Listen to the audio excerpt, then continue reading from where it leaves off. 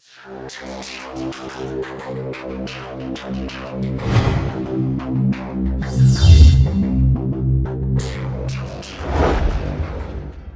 2025년 5월 29일 이정훈입니다. 21대 대통령 선거 사전투표가 현재 진행 중입니다. 이 대통령 선거를 통해서 우리는 상상하지도 못한 독재 권력의 출현을 경험할지 모릅니다. 경험하지 않았기 때문에 무슨 문제가 있겠어 하고 대수로 여기는 분들이 있겠지만 겪고 나서 대처하기에는 너무 힘들지도 모릅니다. 지금 이재명 후보라고 불러주기도 좀 마땅치 않고 양아치라고 부르고 싶을 정도로 상당히 혐오스러운 집단을 보고 있는데, 지금 이준석 후보의 제기로 터져나온 아들 이동호 문제에 대처하는 이재명 캠프를 보게 되면 협박으로 대응하고 있어요. 그건 무엇이냐? 그러니까 이준석 후보가 얘기한 게 틀리지는 않았죠. 맞죠. 근데 거기에 뭐 여성이란 단어가 있었느냐 없었느냐 가지고 그 여성이란 단어를 넣었으니까 이건 이준석이 창작한 말이다, 이렇게 주장을 합니다. 근데 앞뒤 문맥으로 보게 되면은 그 댓글은 여성을 뜻하는 게 맞거든. 이런 식으로 뭐 하나 조금만 다른 거예요. 제가 누차례 말씀드렸죠. 하얀 백지가 있는데 백지를 현미경으로 확대하다 보면 까만 점이 화면에 가득 차니까 흑지라고 주장하는 이런 억지가 있다. 이런 억지를 부리는 거죠. 근데 이자들은 항상 이렇게 도망가요. 윤미향 때도 그랬고, 제가 경험한 거라 말씀드리면 문재인 정권 때 우리 해수부 공무원이 북한으로 가서 사살되고 시신이 태워졌습니다. 그게 문제가 됐을 때 이북에서 그냥 통지문이지 사과 통지문이라는 걸 보내왔는데, 그걸 정말 제가 우연찮게 탈북자들하고 논의해가지고 야, 어떻게 북한이 보내온 통지문이 4개가 있냐? 문구가 다른 걸 찾아냈죠. 그래서 그거를 주간동아의 기사에 썼을 때 하나 우리 편집하는 과정에서 미스가 있었죠. 제가 그거를 먼저 제 유튜브에 보도하면서 유튜브 화면에서 잡았던 캡처한 거를 편집의 미스로 청와대 사진인 것처럼 써가지고 틀렸습니다. 그래서 제가 그걸 빨리 수정했었는데 그걸 가지고 전체를 틀렸다고 왁왁거린 거예요. 그랬더니 나중에 언노련에 있는 기관지에 있는 기자까지 전화가 와서, 젊은 여자였는데 뭐 어쩌고 내가 어디 녹음을 하나 해놨습니다. 이게 나중에 한번 상당히 자료가 되겠다 싶어가지고. 네. 근데 그게 세월이 지나서 조사해 보니까는 그렇게 꾸민 게 드러났죠. 지금 똑같아요. 그게 뭐냐면 엄청난 폭력, 동아일보도 폭력을 가하는 거예요. 압박을 가하니까 뭐 소송을 걸겠다 어쩌고 하니까 동아일보도 뭐 기사 내려버리죠 어쩌고, 그렇게 흐지부지 가버리고, 그리고 이제 쓱 넘어가는 거죠. 지금도 이동호 아들 문제가 나오니까는 뭐 딱 하나만 잡아가지고 막 공격을 합니다. 근데 여기에 누가 가세를 하는가 하면은 범야권이 다 가세를 해요.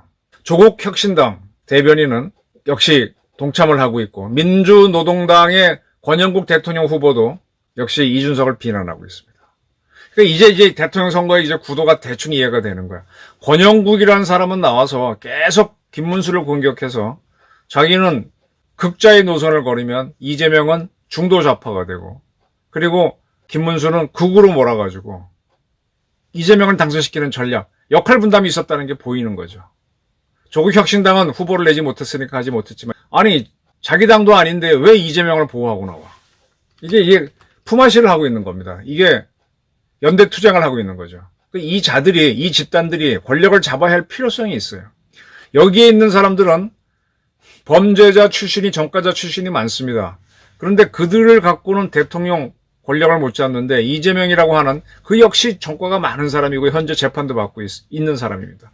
그런 사람을 내세워서 권력을 잡은 다음에 이 아바타를 통해 갖고 세상을 막 자기 맘대로 끌고 가고 싶은 거죠. 그래서 지금 이재명 옹호에 총력을 기울입니다.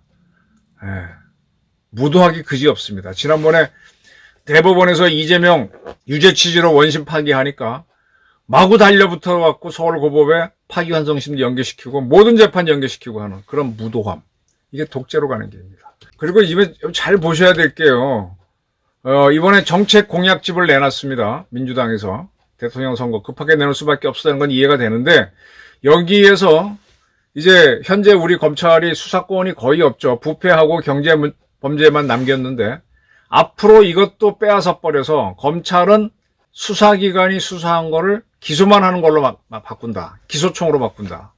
그런데 검사들이 근무하는 수사기관 2개를 따로 만들겠다. 공직비리수사처, 공수처는 그대로 두고 또 중대범죄수사청을 둬서 2개에는 그쪽에 있는 검사는 수사권이 있어요. 중대범죄하고 고위공직자의 범죄를 수사하는 거. 그래서 그걸 하게 되면 지금 검찰에 죽이면 거기는 기소만 하는 거죠. 그러니까 유능한 검사들은 중수청이나 공수처로 가게 되고 검찰은 완전히 죽여버린 거죠. 이렇게 되면 검찰은 3개로 쪼개지게 되면은 중수청으로 수사하다 마음에 안 들면 야 공수처 네가 해봐 그러면 되는 거고 그것도 마음에 안 들면 경찰청 네가 해봐 그러면 되는 거고 그다음에 검찰은 아무 힘도 없으니까 기소하라면 내 하고 할 거고 이게 대한민국의 수사기관을 완전히 흩어버렸습니다. 이게 이 국가 권력이 힘을 쓸 수 있는 게 국내에서는 사법 권력입니다. 행정부도 사실은 행정명령이라는 이유로 뭐 이거 하세요 저거 하세요 이게 사법적인 압박을 넣잖아요. 우리한테 국민들한테 국민을 보호한다고 하면서도 국민들한테 뭐 세금 걷어가는 거잖아요. 물론 돌아오는 혜택은 있긴 하지만 뺏어가는 건 세금인데 행정으로 뺏어가고 사법으로 법적인 제재를 가해서 꼼짝 못하게 하는 거죠. 사법권을 이재명이 대통령이 되면 꽉 쥐기 위해서 사법부가 되지 못하도록 검찰을 3개로 쪼개버린 겁니다. 그리고 검찰의 주요 기능 중에 하나였던 수사권을 완전히 경찰로 넘겨서 검찰 3개가 마음에 안 들면 경찰로 해버리고 기소청은 역할하는 검찰은 완전히 허수아비 만들겠다. 이렇게 하게 되면 국내 권력은 꽉 쥐는 겁니다. 그리고 또 하나의 권력이 뭔가 하면 군권입니다. 군권. 군권은 외부의 침략에 대해서 맞서는 권한인데 그 권한이 가끔은 국내로 사용해서 쿠데타를 하거나 뭐 계엄령을 하거나 해서 확 쥘 수 있죠. 더 세게 검찰보다 쥘 수 있죠. 검경보다 더 세게. 근데 이번에 뭐라 그랬어요? 민간인 국방부 장관을 임명하겠다. 그 좌파 출신 누구 하나 딱 임명하면은 군인들이 전쟁할 때는 잘 싸울지 모르지만은 평소에는 진급하기 위해서 얼마나 애를 씁니까? 그럼 장관이 인사권 쥐고 있는데 거기 녜녜녜 또 육해공군 참모총장 할 때는 청문회 한다. 그러니까 말 잘 듣는 사람만 임명한다 그러니까 녜녜녜 하게 되면 군권을 완전히 쥐고 2개의 권력, 폭력이 하나의 군이고 하나의 사법이 둘 다 쥐는 겁니다. 그러면 뭐 이재명 5년은 진짜 정착이 좋을 거예요. 마음대로 합니다. 근데 이재명 뒤에 보안법부터 해갖고 수많은 범죄자들이 자기들 하고 싶은 대로 다 하는 거지. 여기에 국민들 저항할 수 있을 것 같아요?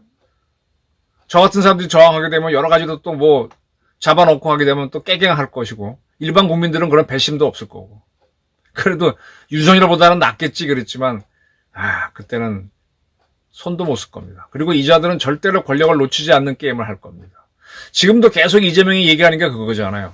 야 내가 한 50% 한 10%포인트 앞서고 있는데 왜 41% 지지받는 것처럼 그래프를 격차가 안 나게 그리니? 이런 식으로 언론에 슬슬 압박을 넣고 있습니다.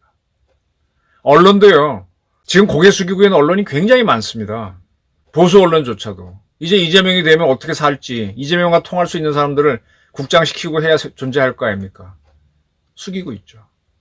이 엄청난 독재, 사법권을 장악하고 군권을 장악하고 그리고 이제 남은 게 하나 법원인데 법원이 지금 법관 대표회의 열어서 이재명 쪽으로 가려고 하다가 못 가고 어정쩡 하고 있는데 지금 법원에서 상당수의 판사들은 이재명 편을 드는 것 같은데 정작 이재명 측에서는 법원 평가위원회를 만들어서 법관들 평가해서 자르겠다 이거야. 말 안 듣는 놈을 잘라버려. 그러면 누가 개기겠습니까? 검찰도 수그러졌고 군도 수그러졌고 사법부도 또 사법부의 대법관을 또 늘려버린 것도 공약집에 넣었으니까 대법관 늘려가지고 확 자기네 마음대로 끌고 갈 수 있으면 완벽한 독재가 됩니다. 그러니까 지금 이준석에 대해서 공갈을 저렇게 치는 거죠. 자, 범죄 집단 출신들이 모여서 한바탕 활극을 펼치는 유명한 중국의 소설이 수호전입니다. 수호지라고도 하고.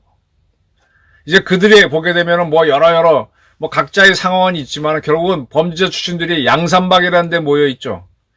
양산박에 모여가지고 하고 뭐가 한바탕 소설이 되는데 절대로 그 소설은요, 세계적인 소설이 안 됩니다. 하나의 무협지는 될지언정. 왜? 거기에는 사회 정의라든지 인간성에 대한 그런 게 없고 재미만 있기 때문입니다. 역시 고전이 되려면은 인간에 대한 고뇌가 들어가야 되는데 양산박을 한 무대로 한 수호지에는 그런 인간적 고민이 없어요. 자, 제가 지금부터 드리는 말씀은 이겁니다. 이 양산박을 무대로 한 수호지는 어느 시대를 배경으로 합니까? 바로 이 수호지 양산박에서 이 호걸이라고 하지만 범죄인들이 모여서 난리를 극성을 부렸던 그 시대는 송나라 때입니다. 중국 역사에서 송나라는 가장 문약했습니다. 당나라가 존재하다가 5대 19개 난을 거쳐가지고 송나라가 통일하긴 하지만 송나라는 문약으로 가버립니다. 굉장히 문화적으로는 성숙이 됐어요. 문관들을 우대하다 보니까. 지금 딱 뭐냐, 우리 육공처럼 문화는 확 피었어요. 그때 아마 양자강과 황하를 잇는 그러한 그 운하도 땄고, 막 경제는 굉장히 중시했는데 무력이 약시다 보니까 맨 먼저 거란족의 침략을 받아가지고 깨갱하죠. 그래서 거란이 북중국을 차지해서 요 나라를 만들고, 이어서 여진족이 등장해서 거란을 무너뜨리고 송나라를 더 압박을 하죠. 그리고 금나라를 운영하죠. 그 금나라를 누가 무너뜨리냐? 몽골족 칭기스칸이 무너뜨리고 원나라를 세워서 북성을 완전히, 그때는 뭐 북성도 아니지, 저 밑에 나라 남성을 무너뜨립니다. 송나라는 아주 취약한 나라였어요. 왜냐? 저는 범죄자들이 양산박에 모여서 자기 해방구를 설치해도 처리하지 못한 게 북성이었던 겁니다. 지금 육공이 그런 꼴로 가고 있어요.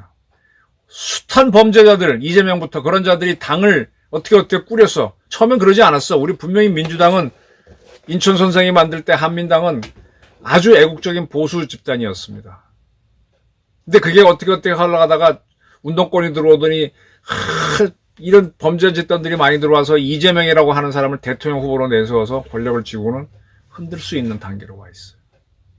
예, 이재명이 집권해서 다루면은 또 거기도 뭐 어느 정도 하겠지만은 양산박에서 나온 거기서는 호걸로 나오지만 사실은 잡범들이죠. 그들이 한 거에서 얼마나 인간적인 울림이 있습니까? 삼국지에는 그나마 좀 있어요. 삼국지에는 뭐 위연을 처단하는 공명이라든지 뭐 읍참 마속이라든지 공성계라든지 이런 고전적이 될 만한 뭐 스토리들이 나오지만 여기는 없습니다. 지금 육공은 북성으로 가고 있는 것 같아요. 잡범들이 모여서 권력을 쥘 수 있는 그런 나라로 가고 있습니다. 근데 그들은 독재를 할 겁니다. 근데 지금 4만 벌을 바라보고 있는 대한민국 국민들은 그걸 못 봐요. 되게 답답합니다.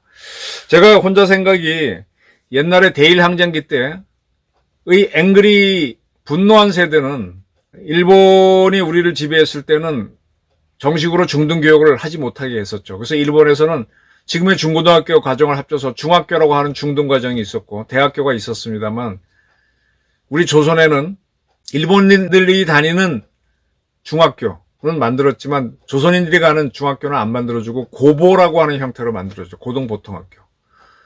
그 고등보통학교 중에서 좋았던 데가 경성 제1고보, 경성 제2고보 등등이었습니다. 그때는 우리 조선인들이 만든 스스로의 대학이 없었어요.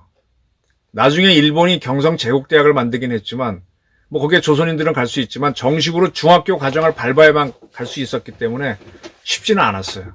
대신에 조선인들이 가는 거는 대학이 아닌 전문학교를 갔죠. 연희 전문이나 보성 전문, 해화 전문 이런 데 갔습니다. 근데 이제 그때는 전문학교에 가게 되면은 그 사람들은 뭐 그렇게 큰 저항을 안 했는데 그 대일항쟁기 때는 고보에 다니는 사람들이 많이 저항을 했습니다. 광주 학생 의견은 광주 고보 학생들이 했고. 근데 그게 이제 해방되고 나서부터는 어디로 분노한 세대가 옮겨가는가 하면 대학생으로 옮겨가죠. 그래서 4.19 때, 그때도 뭐 고등학생도 참여하지만은 대학생들이 주로 운동을 하게 되면서 80년까지는 대학가가 분노한 세대였어요. 박정희에 반대하고 전두환에 반대하는 건 다 젊은이들이에요. 20대 대학생이었죠. 근데 지금 와서 가만히 보게 되면 지금 뭐 중고등학생들은 애고 대학생들도 제가 보기에는 애들이에요. 지금 분노한 세대가 누군가 하면은 30대 후반 40대 같아요. 이 친구들이 항상 NT예요. 지금 한창 사회에서 일할 나이에 이 친구들이 이상하게 좌파로 가 있어. 그리고 사회에 불만이 많아. 한참 일할 나이에 그들이. 그들이 사회 중추인데 그들 때문에 지금 이재명이 저런 독재가 용인이 되는 겁니다. 저는 왜 40대가 저렇게 분노해 있지? 옛날에 저희가 대학 다닐 땐 40대는 기성세대로서 저희랑 따로 놀았어요. 그들은 그 체제를 지켰습니다. 지금 체제를 지키는 건 오히려 60대들이죠. 그리고 20, 30대는 자신이 없으니까 따라오는 모습이고. 문제는 한참 일하는 친구들이 보수를 싫어하고 이재명이 좋아서 그런 건 아니야. 그도 낫겠지 하는 건데 그들은 독재를 겪어보지 않았고 그리고 이런 좌파 연대가 어떤 건지 잘 모르는 것 같아요. 히틀러가 등장할 때 박수친 국민이 매우 많았습니다. 오스트리아가 독일에 합병될 때 또 국민투표를 했을 때 99.9%인가의 지지율이 나왔죠. 그 결과는 참혹했습니다. 이재명 집단이 지금 이재명이 자기가 창피해서라도 사퇴를 해야 되는데 사퇴를 하지 않고 거꾸로 국내 사법권을 장악하고 군권을 장악하고 그 다음에 사법부까지 장악해서 완전 독재를 하겠다고 가고 있는데 지금 우리 유권자들은 생각 없이 보수가 문제야 그러는데 저는 그러한 유권자들이 정말 유감스럽습니다. 제가 계속 유권자에 대한 불만을 말씀드려서 죄송합니다. 감사합니다.